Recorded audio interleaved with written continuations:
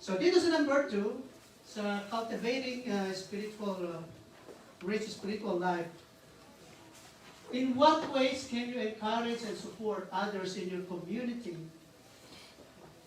to let the Word of God, to let the Word of Christ dwell richly in them, and how can you lovingly admonish someone who may be neglecting this practice? Yung pinag-usapan natin last time is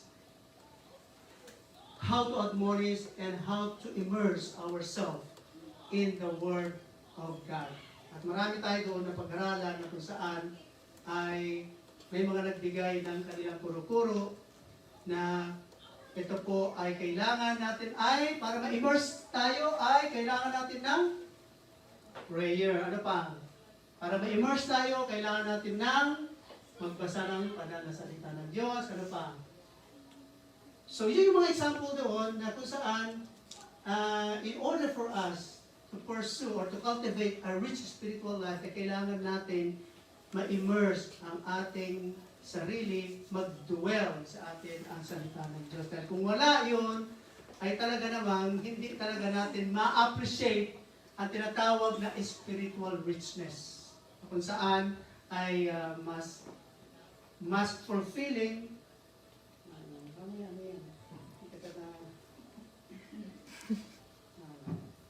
So there you have it. Number 2, in what ways can you encourage and support others in your community? These are community, the believers. To let the Word of Christ dwell richly in them, and how can you lovingly admonish someone who may be neglecting this practice? Yan. Alright, so umpasahan muna natin dyan sa tanong na yan bago tayo mag-ilalim ulit sa susunod natin mga. So kung paano tayo mag-immerse at paano naman natin i-share sa mga kasamahan natin. I-admonish sa kanila lovingly. Nasabihin natin, oy sis, mukhang wala yata sa aral na ginagawa natin. Oy Brad, parang hindi yata maganda yung nakita mo nakaraan sa live mo. O kaya, marami. Kahit minsan sa ating mga member of the family, pwede rin natin siyang i-admonish. So, so anyone? Paano natin, dito, sinasabi dito, admonishing, approach the person with love and humility. Sharing the benefits you've experienced from immersing yourself in Scripture. Encourage them by offering to study the Bible together or share insights regularly. Kaya nga tayo meron GC para magpalitan at mag-share ng ating mga blessing. O minsan meron tayong pinapadala doon na sinashare natin para ma-uplift ang bawat isa sa atin. So in order for us, kung paano natin i-apply siya is organized, of course. Ito nga ginagawa natin, organized small group discussion or Bible study na ginagawa natin ngayon para ma-experience natin ang bawat isa kung ano ang ating mga nararanasan, mga problema, at paano natin ma-open both giving and receiving admonishment, understanding as it ways to grow together in faith. Kaya nga minsan may mga turo dito na sadyang malalim, sadyang masakit, sadyang direct talaga. Sabi natin ng pastor nga, Eli, na huwag tayong magalit. Kung sakali man na yun ay napunta sa personal na bagay na tayo po ay nasugatan, ay magpasalamat tayo sa Panginoon dahil para sa atin talaga yun. Kung hindi man ikaw nasugatan, that's fine. That means it's not for you. Pero kung ikaw natamaan nun, praise the Lord. Kasi merong room for admonishment, improvement, and how to live righteously. Okay, anything more na idagdag natin dito before we proceed? Anyone? Wala? Alright. Sige. Now, nung una, ang ating objective doon ay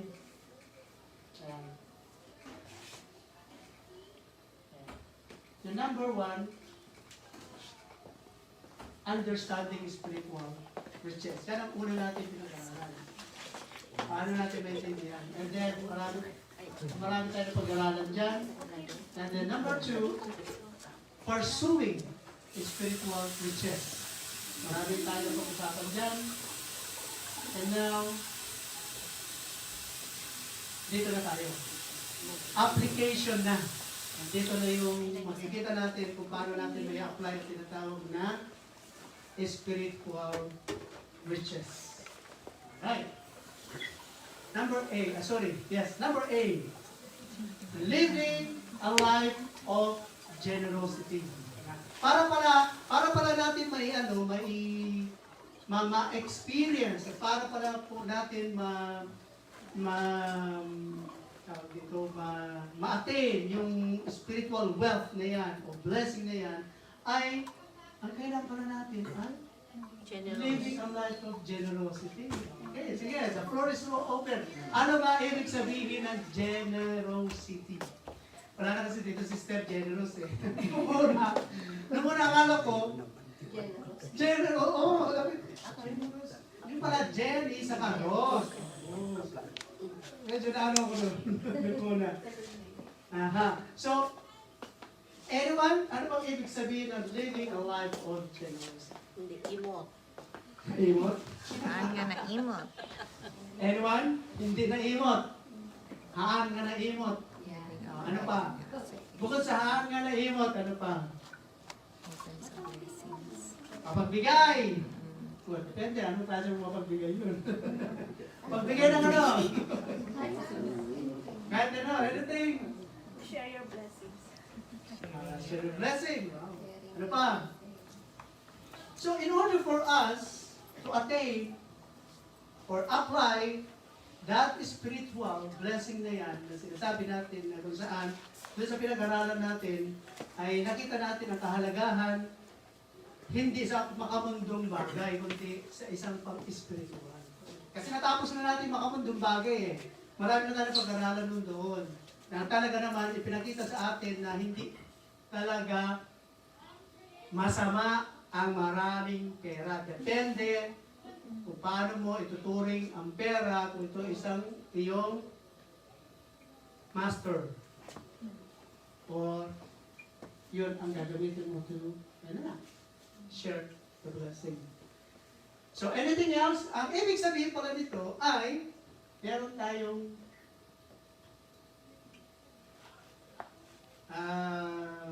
versikulo dito. Ayan. Ito yung, siguro, ito na yung pagkakataon siguro para may share ko rin sa inyo yung aking pagkakaintindi dito. Alright? Nag-aralan ko maigi, hindi ko rin ano kung ito ba ay align sa inyong belief. Let's go and study. Alright? Lagi natin rin itong binabanggit pagdating ng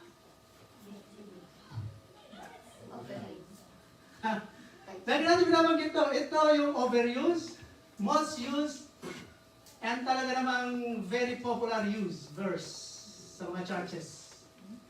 Sometimes they don't like this, mas gusto nila pupunta doon sa Malakay. Pag-aralan natin yan. Alright? So, ito yung ating main verse.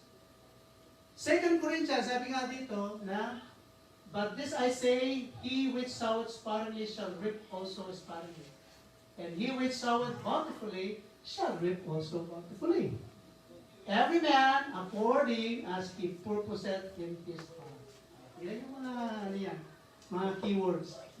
So, let him give, not grudgingly or of necessity, for God loveth a cheerful giver. And God is able to make all grace and abound toward you, that ye always having all sufficiency in all things may abound to every good works. So dito sinasabi that it emphasizes the principle of sowing and reaping. Alam natin yan, kung tinanim mo, yun ang anihin mo. Kung marami kang tinanim, kung isang hektarya, isang hektarya din yung aanihin mo. Unless na masira yun. Pero ang expectation doon is baka mas marami pa. Depende doon sa tinanim mo. Diba? Aha. So this passage highlights that those who sow sparingly will reap sparingly, while those who sow bountifully will reap bountifully. It advises giving not reluctantly or under compulsion, but cheerfully, as God loves a cheerful giver. The passage assures that God is able to provide all grace abundantly, ensuring that believers have all they need to abound in every work. Now, number one, generous giving. Believers are encouraged to give generously, trusting that their generosity will be rewarded. This principle can apply to financial contribution, time, talents, and of course, other resources. Yan ang ibig sabihin ng generous giving. Na sinabi natin kanina, is share your blessing. Now, ask ourselves, tayo ba yun? Yes. O meron pa rin sa atin, sabi ni Pastor Ellie nakaraan, nag-grow na pa tayo na magbibigay. Diba? So, tayo na nakakalam nun. Kasi ang sabi ni Pastor Ellie, andito talaga yung mga promises. Na sinabi doon, kung marami kayo bigay, marami kayo. That's right. That's right. Maliit lang din. So, meron talagang, ang promise ng Panginoon dyan na merong talagang bountiful rewards. Ang isang generous giving. Alright? Number 2, trust in God's provision. The assurance of God's provision encourages believers to trust that their needs will be met as they give generously. This trust in God's grace can free believers from the fear of scarcity and enable them to live more generously. Kasi kung wala tayong tiwala sa Panginoon na siya magbibigay sa lahat ng ating pangangailangan, ano ka makapagbigay? Dahil nandun na yung fear mo, kumbaga, ito na nga lang natitira ang pera ko, ba't ko magbibigay? Yun yung rason, ayaw magbigay. Diba? Diba? Ito na, halimbawa, gano'n mo na. Maligay ko mamaya. Papagay din ang pamilya ko. Kaya mo na si Pastor. So I mean, it's telling us here that God trusts in God's provision. That yun lang ang kaya natin pwedeng gawin sa ating pananampalataya na it's not the amount. It is not but how to trust God in His provision to us. Yun ang kailangan niya sa atin, to trust Him. Pag kagaya nung una tayo nakakilala sa Kanya, we trusted ourselves. Ibinigay natin. Isinurrender natin para siya na ang mag-rule sa atin. Na hindi natin alam kung ano kahigit lang nun. Na hindi natin alam kung pagtatawanan man tayo o hindi na natin minsan ma-expect na hindi na natin inisip na baka kung sumama ka dyan kila sister. Magiging ano ka na dyan, magiging ano. So may mga fear yun. So dito we are to trust in God's provision. Number 3, abounding in good works. Sa passage na binasa natin kanina, it underscores the purpose of generosity. Yun ang purpose doon kung bakit tayo nagbibigay. Which is to enable believers to abound in good works. Ano pababayad natin dito sa renta natin kung hindi tayo nagbibigay? Anong gagamitin natin sa other expenses natin dito sa church ministry kung hindi tayo nagbibigay? So, ibig sabihin, abounding in good works, na dito ina-underscore niya ang purpose of being generous. Kasi kung generous tayo, matutulungan natin itong church na to, saka yung church natin sa Pilipinas, para ma-maintain, ma-propagate, magiging mas malakas at magiging more ang naibibigay natin sa ministro na pinagkaloob sa atin ng Panginoon. Generosity is not an end in itself, but a means for further God's work and bless others. Yun ang purpose doon. Kung bakit tayo nagkaroon ng generosity is to, hindi yun ang ending. Kundi, nagkakaroon siya ng further blessing. Ito pinamaganda dito. Ito number 4. Dito makakaroon ng make or break sa atin. Attitude in giving. Yan. I-post mo. Attitude in giving. Kasi Anthony. The emphasis on cheerful giving highlights the importance of the giver attitude. Baka naman napipilitan ka na. Baka naman wala talaga sa puso mo. O baka naman ang ano mo lang, well, obligasyon mo din, kailangan sa amendment na kailangan ko magbigay kasi nagbibigay sila pastor, sila sister, magbigay. What is our attitude in giving? Giving should be done willingly and joyfully, reflecting a heart aligned with God's love and generosity. So, kung wala talaga sa puso mo magbigay, wag na lang kasi makakasala ka pa sa Panginoon. Don't ever do it. Kung magbibigay tayo talagang galing talaga sa puso natin na talagang masaya tayo, na talagang walang mabigat, na talagang hindi natin kinukwento tayo mga bagay-bagay na bakit tayo nagbibigay. Kasi,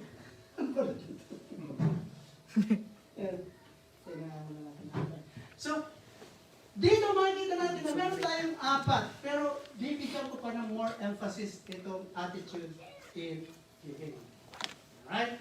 So, in practical terms, living a life of generosity can what? Involve supporting church ministry.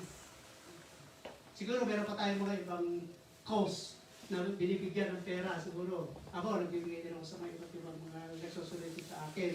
And even doon sa Pilipinas, marami ring mga humingi sa akin. Kahapon nga, merong humingi na pinakita yung charge nila, kaya lang, siyempre, hindi ko tayo basta-basta nang bibigyan din natin kilala yung mga tao na yan. So, ginagawa ko, sabi mag-video call tayo para malaman mo hindi ka scammer.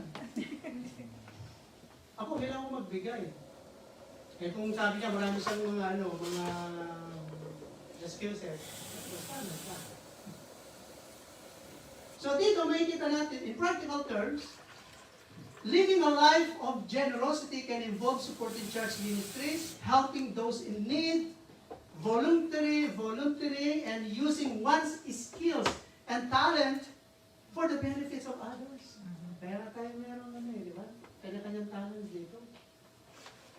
Ginagamit natin yun bilang isang way of life of being a generous.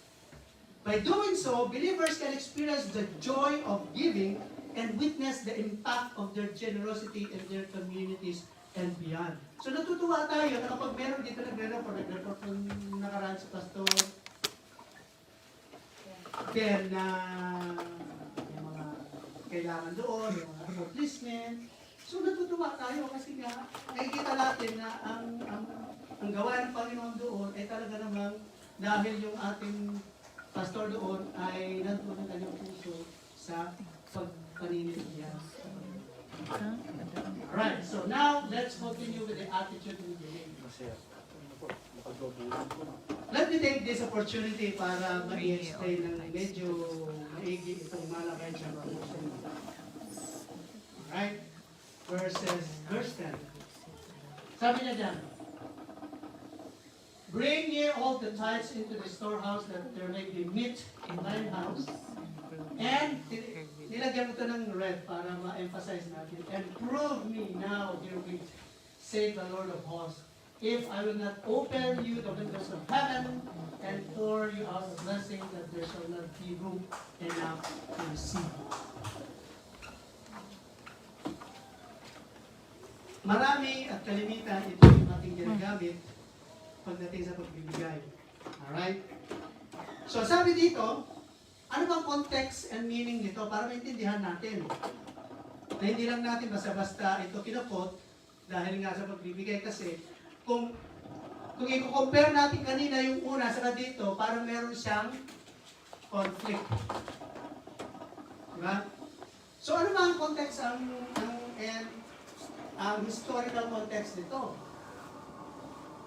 Makikita mo rito na at the time of writing, itong si Malakay ay prophet na kung saan ay in around 5th century BCE after the return of the Israelites from the Babylonian exile. So ang situation dito, kung bakit niya sinabi ito, is the Israelites had become lax, nagkakaroon sila ng lax in their worship practices, including neglecting proper tithing and offerings, which were crucial for the functioning of the temple and the support of the Levites and priests. So kaya ibinigay ito ng Panginoon na kailangan, kasi yung iba, wala na nagtatithe, wala na nagbibigay ng kanilang portion ng kanilang kinikita. Kaya ibinigay ito. So ano bang biblical meaning nito?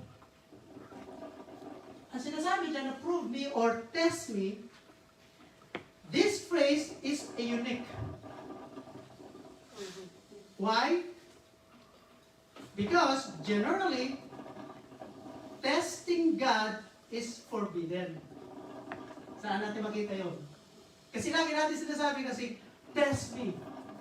Kinapot natin lagi yan. Itatest natin Panginoon. No. Ang sabi ng Panginoon, Deuteronomy chapter 6 verse 16. Ye shall not tempt your Lord your God, as ye tempted him in Massa. So dito, however, here, God invites the people to test His faithfulness and generosity. It is a challenge to the Israelites to what? To trust Him completely by bringing their full tithes sa panahon na yan. At ang promise ng blessing dyan ay bibigay niya abundantly. In return of what? Their obedience. So, ibig sabihin, may utos, kailangan sumunod. Whether you like it or not. Kailangan mo magbigay. Kasi, yun ang utos.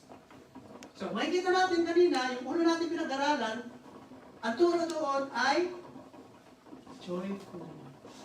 Hindi ka dapat nabibigay. Magbibigay ka dahil ikaw ay the-bless. Magbibigay ka kahit anong bibigay. So dito, talagang 10 times. Kaya nga dito, makikita natin na ang application nitong, itong versikulong ito, meron tayong mga ilan dito. 1, 2, 3, 4, 5. Tingnan natin ang prinsipyo nito. For contemporary believers, this passage has several implications. Ano yun? Faith and trust. Parehas lang din doon sa una. Faith and trust. Kaya tayo nagbibigay dahil meron tayong pananampalataya sa Panginoon, dahil nagtitiwala tayo na kapag tayo ay nagbigay, in return, ay magbibigay din siya ng blessing. It encourages believers to trust in God's provision. By giving faithfully, they can experience God's generosity and faithfulness. This can be applied to various aspects of life, not just financial giving, trusting God in all areas and expecting His blessings in return. So number 2, obedience in giving. Dito makikita natin, it enforces the importance of tithing and supporting religious institutions and charitable causes. Tithing is seen as an act of worship and trust in God's provision. Ito yung ginagawa nila. So number 3, it's also experiencing God's faithfulness. Believers are encouraged to take steps of faith and see how God responds. This can strengthen their faith and deepen their relationship with God. Dahil dito sa pagbibigay na ito. Alright. Number 4, challenge to materialism. Kung bakit sila nagbibigay ng tithes nila in a modern context. Sabi nga, when material wealth is not prioritized, This passage challenges believers to focus on spiritual richness and trust God rather than their resources. So dito sa essence nitong Malachi chapter 3 verse 10, it invites believers to what? To trust God's promises, be generous in their giving, and experience God's faithfulness and abundant blessings in their life. So yung prinsipyo doon, parehas. Nagkaiba lang yung turo ng panahon na yan at panahon ni Paul. Pero ang prinsipyo doon, parehas. Trust the Lord. His faithfulness, His blessing, His abundance, parehas. So, balikan natin yung ito. Kasi minsan nakakaroon ng misappropriate teaching about this. Kasi nga, siguro yung iba, hindi lang talaga siguro yung pinag-aralan, kaya basta na ng banat, mas maganda kung mas lalo natin naintindihan para mas lalo natin ma-appreciate. Diba? So dito, ang Biblia, ang ibig sabihin ng truth, sinabi niya dyan, ang Hebrew meaning pala nitong test na ito ay bahan. Yan. Gusto ko nag-aaral ng ating homiletics na? Ang Hebrew the Hebrew word used for test in Malachi chapter 3:10 is bahan. Anong ibig niya sabihin? To examine, to try, or to prove. Kaya nga sinabi ko sa inyo kanina, we cannot test God. We cannot say that, Lord, I'm going to test you. I'm giving you all my money here because I want to test you. No. Hindi. Ang ibig niya sabihin doon is, test means to examine, to try, or to prove God's faithfulness. The primary meaning of this is to examine or scrutinize something closely. In the context of metal, sabi nga rito, it refers to testing them to determine their composition and quality. It involves process of proving or trying something to see if it meets the required standards or expectation. So, prove me or test me means to test or to examine or to try ang kanyang, para ma-determine natin ang kanyang or mapuprove natin ang kanyang sinabi ng Panginoon. Nabibigyan nga sila ng abundant blessings. Number 2,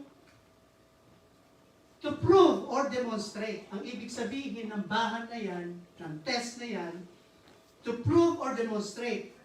The word can also mean to prove or demonstrate the reliability of truth, of something through testing.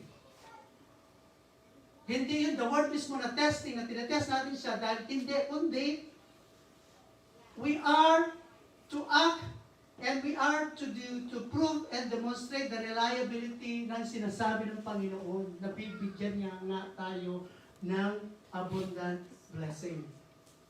It implies proving God's faithfulness and generosity through the act of bringing tithes. Na ibig sabihin ng bahan na yan, yung testing. Ano ang usage nito? Ayan. Doon sa Malachi, sa 3:10, ang sabi niya doon is, prove me now wherewith. King James Version kasi ginagamit ko, kaya mas lalo natin mas maintindihan. Imbes na gagamitin sana natin ang test, kasi lagi kasi yun ang ginagamit nila. Test me, I will test the Lord. No, ang tamang translation talaga nun ay prove, hindi test. Prove me herewith. So dito makikita natin ang usage niya in Malachi chapter 2 verse 10, when God says, prove me now herewith, He is essentially inviting the Israelites to put His promises to the test. This is a unique and significant invitation because invitation to trust. In-invite niya yung mga Israelites yung panahon na yan na mag-trust kayo sa akin kasi kung hindi, ibibigay ko lahat. Abundant blessing. Open ko yung gates of heaven para ibuhos ko sa inyo lahat ng pagpapala. Trust me. God is asking His people to trust Him enough to bring their full tithes and see how He will respond. Kaya ang sabi niya doon, trust me or prove me. It is an invitation to move from doubt to faith through a tangible act of obedience. Number 2, demonstration of faithfulness. By using the bahan, o yung sinasabing prove me, God is assuring the Israelites that they can test His faithfulness and He will demonstrate His reliability by pouring out blessings in return. So makikita natin doon na ini-invite niya sila to trust Him, to demonstrate God's faithfulness to them. And number 3, ano yung context ng assurance na yan?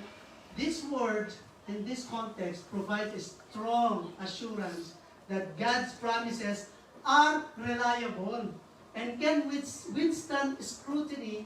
It is an invitation to experience God's faithfulness firsthand. So, hindi natin sa natin test, kundi we will just trust Him and prove His faithfulness to us. Kasi minsan, kagaya na sabi ko kanina, ano ang motives ng ating heart? Is it to test the Lord? Para bigyan tayo ng blessing? Nasabihin natin, oh, Lord, this is my money. I'll test you. And I'll prove if you're really true to your word. Hindi. Ang kailangan natin is to trust Him. Ang kailangan natin is to demonstrate our faithfulness. Ang kailangan sa atin ng Panginoon is to trust. So dito nga natin makikita na meron dapat tayong active faith para kapag tayo nagbibigay, alam natin, ibinibigay natin sa Panginoon ang fully trust na siya nga ay magbibigay sa atin ng abundant blessing na i-open nga niya ang gates of heaven para lahat ng ating pangangailangan ay ibibigay niya. But the context behind it, hindi pwede yung meron ka parang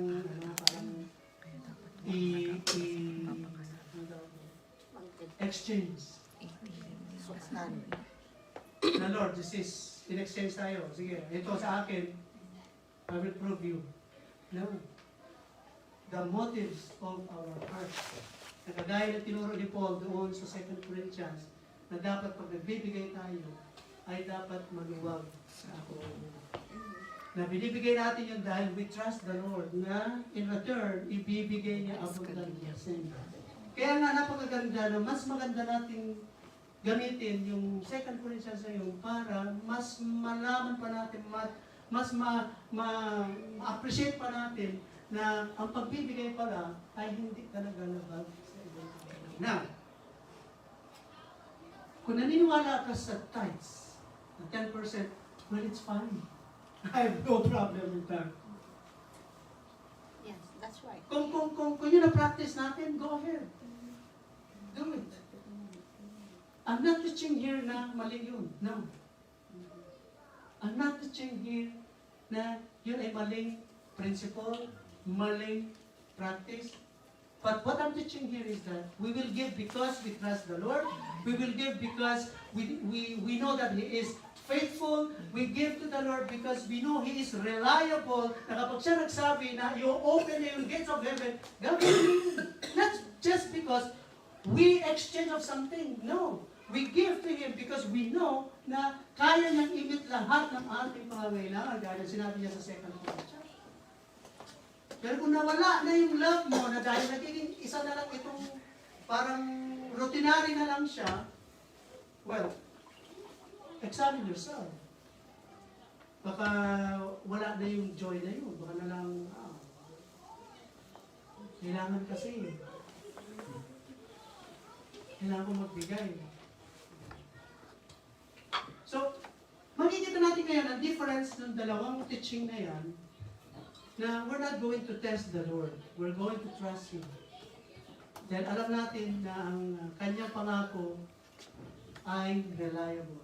No, ibibigay niya ang lahat ng ating pangangailangan.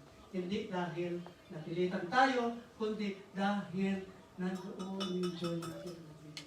So, kung marami kang kung pinagpala ka at marami kang pera, kung gusto mo natin bigay yun dahil natuwa ka sa Panginoon dahil pinagpala ka, bigay mo na. And that is more than 10%. So, ibig sabihin, hindi na nasunod yung tithes and offering dyan sa Malakay 3:10. Na-violates na yun kung yun ang pagbabasihan natin. regarding dun sa assurance. Ang tanong ngayon, ano ba yung reason bakit hindi tayo nagiging generous? Sige nga, sagutin natin yun. Anong yung reason bakit hindi tayo nagiging generous sa Panginoon? Kasi ano? Narigat, naimot pa yun. Ano yung talaga yung reason? Kasi we are looking in our future. Paano kung mawalan ako? Right? Ito, tamang-tama lang para sa pamilya ko. Yun naman talaga yung reason eh. Di ba? Aminin natin. Yeah. Di ba? Now, yung sa assurance, yung context of assurance, buksan po natin yung Biblia po natin para masagot ko yung assurance na yan kung bakit kailangan natin hindi mag-worry. These verses is about, or it is talking about those people who are living in little faith. At hindi tayo excluded doon. Kasi yung kausap niya dito, si Jesus, mga disipulo, mga kapatid. No, mga disipulo ha. Luke chapter 12 verses 22 to 26. Please. Ito yung encounter ni Jesus sa yung mga disciples. Mga kapatid. Regarding doon sa pagpalo o yung pagsunod ng mga disipulo kay Jesus Christ. Kasi ang mga tanong nila dito, ito yung mga reason eh. Kung bakit kailangan natin magtrabaho, mag-ipon para sa mga bagay na ito, mga kapatid. Dito sabi niya, chapter 22, verse 22, chapter 12, then Jesus said to his disciples, then Jesus said to his disciples, therefore, I tell you, do not worry about your life, what you will Eat. di ba? What you will eat. Saan ba natin gagamitin yung pera? Sa pagkain natin. What you will eat. Or about your body. Ano ba makailangan ng body natin, mga kapatid? Lipstick. Lipstick. Ano? Lahat. Di ba? Lahat ng kailangan ng katawan natin. What you will wear. O, nandito. Life is more than food. And the body, in the body more than clothes. Consider, tingnan nyo ito consider the ravens. Ano yung mga ravens? Yung mga ibon? Gibilit, balay? Yeah? Consider ravens. Sabi niya dito, they do not sow or reap. Hindi naman sila nagtatanong. Di ba? At wala naman silang inaani ba? Sabi niya dito, ba? Sabi niya dito, consider the ravens, they do not sow or reap. They have no storeroom or barns. O wala naman sila pag-iipunan. Yet, sabi niya dito mga kapatid, God feeds them. O yung mga ibon, pinapakain ng Panginoon. Tuloy natin mga kapatid. And how much, sabi niya dito how much more valuable you are than the birds. Mas valuable pa tayo sa na tao. No, mga anak, mas valuable pa tayo na anak ng Panginoon kaysa sa mga birds. Yun, pinapakain niya. Tayo kaya na mga anak niya na sumusunod sa salita niya. Hindi niya kaya ibibigay yung kailangan ng katawan natin, bunganga natin, sa bahay natin. Na mga kapatid, no? Ang sinasagot natin dito, ang reason kung bakit hindi tayo nagiging generous, kasi yun nga, in the future. Yung future natin. Di ba? Yung future natin. Yun naman talaga eh. Ang sinasagot natin dito. Now, ang tanong ko kay Pastor, kung wala ako, hindi ba ako pwede maging generous? Kung walang-wala ako, hindi na ako pwede na masabihan na hindi ka generous? O na hindi na ako pwede masabihan na generous ka? Hindi mapagbigay ka? O yun lang mga mayroon ang matatawag na Generous. generous? Yeah, yung gusto na mga nun. Gusto lang i-clarify yun, kapatid. Are you referring to financial things?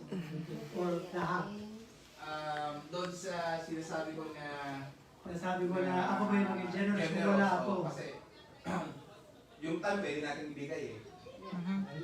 Yung strength. Bisa, mahirap nga yung time. Pag merong extra, meron tayong part-time. Ayun yun. Hirap kaya ibigay yun. Ang Supay ko, ma'am. Di ba? supay ng Bangkod ng Bastol, yung sa bagay na mayroon. Sabihin na natin sa material na bagay. Kung walang-wala ako, konti lang yung mayroon ako, at hindi ako makapagbigay, matatawag ba na hindi na ako mapagbigay?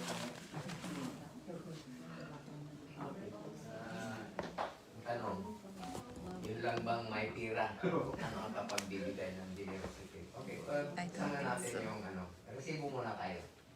Sa Luke chapter 20. Tingnan natin kung ano yung sinasabi ni Lord dyan. Dahil mayroon naman na sagutin natin ng 21 says, verses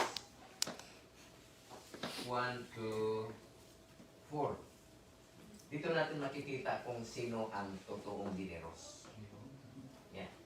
Hindi lang yung mayaman. Okay, basahin natin yan. He looked up and saw the rich dropping their offering into the temple treasury. Mark the word rich. Sino mayaman dito? Si Pastor Bin lang. Hallelujah! Huwag ka nang kumontra. Nasabi ko na. Huwag ka nang kumontra. Nasabi ko na. Yung totoo. He looked up and saw the rich dropping their offerings into the temple treasury. Meaning, nasa church sila. Okay? He also saw a poor. Oh, yung poor. Mahirap. Nakita nila si Sister, Gilda. Si Sister Esther. No. Nakita niyo ba yung nakikita ko? Ano yun? Dropping into tiny coins. Oh, kunti ang naibigay. Hindi ko sinasabi na kunti na naibigay nila. Pero dito, ang ginano natin dito yung generosity. Kung ano ang ibig sabihin. I tell you the truth. Katotohanan. Walang labis, walang kulang. He said, this poor widow has put in more. In more than all of them. Ibig sabihin, mas marami pa yung value ng binigay ng dalawang balo kaysa doon sa mayaman. Na yung pagbutang, paano na yun? Kami lang nagtunawaan ni Sister ngayon. Yung pagbutang niya o kwarta dito sa sudlanan. Ases. Yung paglagay doon sa lalagyan. Tingnan nyo, bakit naging mas marami, mas binigyan ng Diyos? Dahil for all these people have put in gifts out of their Sobrada na. Sobra. Tingnan nyo. Kaya, kapag sobrang binibigay mo, mag-isip ka, Pastor Ben. But si out of her poverty has put in all she had to live on. So yung nagbibigay sa kanyang kahirapan sa buhay, na binigay niya yung tama para sa Panginoon. From her heart, she gave it lovingly and cheerfully. God saw this poor widow that they did it heartily. Makita ni Apo nun. So doon natin makikita kung ano yung tunay na generosity. Amen. Hindi nasusukat sa laki ng ating binibigay. Amen. Kundi doon sa oras na walang-wala tayo. Amen. Can you get the point? Yan ang kasagutan. Okay, balikan ko yung malakay ng konting background pastor. Yan mo yung Malakay chapter 3 verse 10. Tingnan natin yung background doon. Hindi lang ha, sabi niyo. Okay. Tingnan natin kung bakit yung bahan. Sabi niya, no? Bring ye all the tithes into the storehouse. Kailan ba naibigay yung command of tithing? The command of tithing was given during the time of Israelites.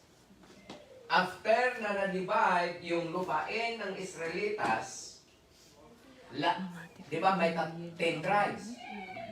Nabigyan lahat yung 10 tribes ng tawid. Mana.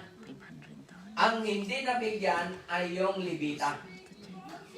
Ano ba yung Levita? Yung tribo ni Levi. So, dahil wala silang mana, the 10 tribes will give them Ako nagkakaroon ng dito niya. tithes. Baka pwede niya pausap. Ay, yung babae. Walang manang babae. So, yung 9 tribes magbigay doon sa Levi. Bakit ano ba ang mayroon kay Levi? Doon kasi manggagaling yung mga Priesthood. pari. Doon nang galing yung linya ni Levi, doon galing si Pastor Rudy. Doon galing yung linya ni Pastor Eli. Doon galing yung linya ni Pastor Ben. Doon galing yung linya ko. Ibig sabihin, yung tagapangasiwa ng tahanan ng Diyos or sa templo ng Diyos. Sa una, nagbibigay sila. Dahil agreement yun, may pirman, for sure. Oh, may swearing pa doon. Ngunit dumating ang punto na sila ay nanglamig, Pastor. Last. Nagiging lax sila sa pagbibigay. Kaya from Exodus, or from the time of the 10 tribes, tumalakay, nakita ng Diyos na hindi na nila ginagawa yung tungkulin nila. Kaya dyan, sabi ni Lord na, bring ye all tithes into his storehouse. At ang sabi niya diyan ay, try me now. Tama yung sinabi ni Pastor kanina na yung bahan, ang exact na ano doon ay try me now. Or prove me now. Anong i-prove niya? Once again. Bakit? Dahil sa nakalipas na taon, pinagpala ng Diyos sila buong nasyon dahil sa pagbibigay. Ngunit dumating ang time na hindi na sila nagbigay, they experience hardship in life. Kaya sabi ng Lord, once again, try me now. Kaya kung may hirap tayo sa buhay ngayon, sa finances, whatever, let us go back to the basic.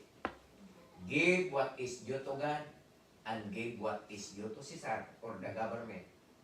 And then God will prove you that He is the God of Abraham and the God of Pastor Provider. Lacor until now. Amen. Amen. Praise the Lord. Si Pastor Benda. Kaya Pastor Benda. Dahil sa kunti lang ang idinagdag ni Pasto, siya nagsabi ka kunti lang. Dagdagan ko pa ng kunti rin para maging kunti. Uray no imbaga ni Apo Diyos. Nga supata ka na ti itod tayo. Kinkwa na. Saan ko nga nadageti inta kikitaan. Amen. Nga paglapuan tayo nga Yes. mangtod. Yes. Tadinto kat mapaay tayo. Amen. Noong mangtod tayo, gapot ka babal iti parabot ti Apo, adamot basit nga maitod tayo.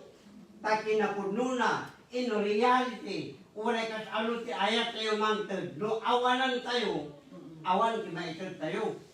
Iso nga, mangtod tayo, gapot ta, babal ti parabor na, adamot maitod tayo. Dadya lang inayan ko, kat nukurang pa yun, nayunan niyo mo tarasap. Next Sunday, it's already time. Tapos na po tayo sa ating pag-aaral. Next Sunday. Tapos na po tayo sa pag-aaral. And once again, Next Sunday. test is bahan. The meaning is to examine, to try, or to prove. We're not going to test the Lord just because we're not going to test Him dahil meron tayong ibinibigay. Kundi, to try or prove Him. Alright? Kaya po ay manalangin. Lord, maraming po salamat sa araw na ito. Napakabuti mo, Panginoon. Salamat sa salita mo, Lord. It's really indispensable. Salamat sa pinag-aralan namin dahil tinuruan niyo po kami muli, Panginoon. Pinarating niyo sa amin, pinaliwanag niyo kung paano kami magkaroon ng puso na mapagbigay. Tulungan niyo po kami, Panginoon. Minsan dumarating sa amin, Lord, na nawawala na yung aming pagtitiwala sa inyo, na kapag kami nagbigay ay nawawala na kami, Lord. But help us. Forgive us, O Lord, kung minsan nawawala yung tiwala niyan, the faith, O Lord. And you ask us, O Lord, to prove you na ikaw po, Panginoon, na siyang magbibigay sa amin ng pagpapala sa aming paglilingkod sa inyo, sa aming pagbibigay, anuman ang meron kami. Salamat po muli, Lord, sa araw nito. Pagpalain mo po lahat ng mga anak mo na nandirito. Pagpalain niyo po lahat ng kanilang financial, health, and ang kanilang buong pamilya, ang kanilang mental, and everything in our life, O Lord, na ikaw po, Panginoon, ang siyang magbibigay sa amin ng lasting peace. O Lord, in Jesus' name, Amen. Amen. Tapos